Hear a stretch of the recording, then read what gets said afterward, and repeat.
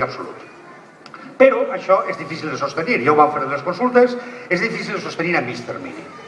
Ara que ja, malgrat tot això, malgrat totes les cuines, en les seves enquestes, en les enquestes que publica el diari gratuït més subvencionat de Catalunya, també conegut per La Vanguardia, al que li han entregat, que se sàpiga, 6 milions d'euros, perquè per això sí que hi ha diners. Per regalar-li a La Vanguardia sí que hi ha diners. Per això sí, 6 milions d'euros. Que se sàpiga. Doncs, com que ja no poden amagar-ho, a partir del moment de sortir les enquestes, ara han fet una aproximació, d'una manera més formal, a Toni i a Uriel més per passadissos, que és la de dir, bueno, home, ara ja, com que ja està clar que tornareu a entrar al Parlament, ara ja no cal que feu aquestes coses.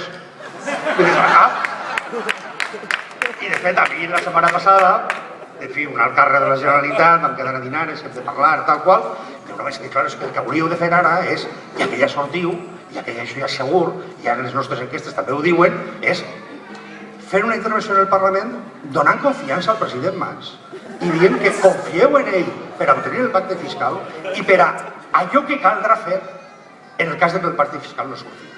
I jo li dic, mira, això era aquesta setmana.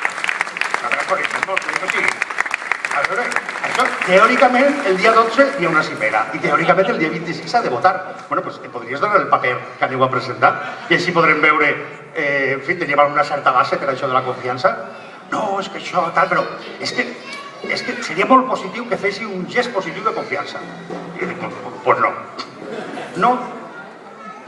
I el no és la paraula que ja no es diu. Perquè tots no, Ciutadans no, però per altres raons. Ciutadans està en l'extraradi del sistema i a més és molt fàcil. Quan Ciutadans diuen alguna cosa sobre regeneració democràtica, sobre retribucions, sobre corrupció, és molt fàcil. Enemics de Catalunya. Resolt el problema. No tant darrerament d'iniciativa, perquè ja es prova que per molta bondat que faci no li caurà cap pastís a la pastisseria, però sí tots els altres el dir que no costa moltíssim. O sigui, tot és donem confiança al nostre govern, i estiguem al darrere del nostre govern. I el nostre govern què fa? Doncs el que li peta. Perquè no té oposició, no té control, excepte per 3 diputats, que són els únics que traiem els debats, els únics que donem les dades i els únics que se li diem a la cara.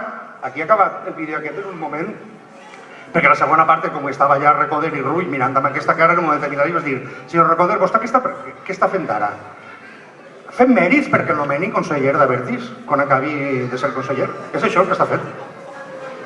O el propi Mas Colell, al principi van tenir una certa divantor, Uriel i jo, en aquest tema, perquè Uriel, com que va ser alumne seu i aquestes coses, i a més és un economista molt famós i molt important en Minnesota, li tenia, i li deia, però una mica de canya amb aquest tio, que és un inútil. Home, però clar, és que a mi em sap greu. Fins un dia que ja Mas Colell es va comportar com un marrano.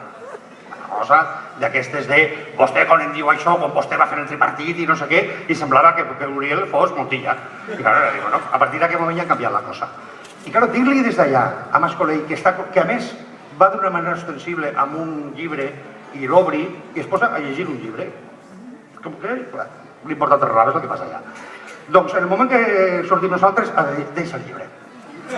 Deixa el llibre, comença a fer els garips, de vegades així que se'n va, però clar, ens ha de dir-li, és que vostè ha falsificat els comptes de la Generalitat, és que vostè ha inclòs partides que no estan cobrades, és que vostè ha fet una liquidació de comptes de la Generalitat dient que el dèficit era el 2,66% i ha estat el 3,7%. És que vostè, en l'any primer en el que ha estat, l'any 2011, en el que ha estat conseller d'Economia i Hisenda, la Generalitat havia acumulat en els 29 anys anteriors, en els 30 anys anteriors, havia acumulat un deute de 30.000 milions d'euros. I vostè només en un any l'ha fet augmentar 10.000 milions d'euros més. En un any ha augmentat 1/3 el deute de la Generalitat. El deute que havia fet Pujol en 23 anys i el tripartit en 7. En un any, 10.000 milions d'euros i a més amagant-lo. Això en una empresa s'anomena delicte societari, s'anomena falsedat comptable i vostè estaria en la presó junt amb el senyor Adelson.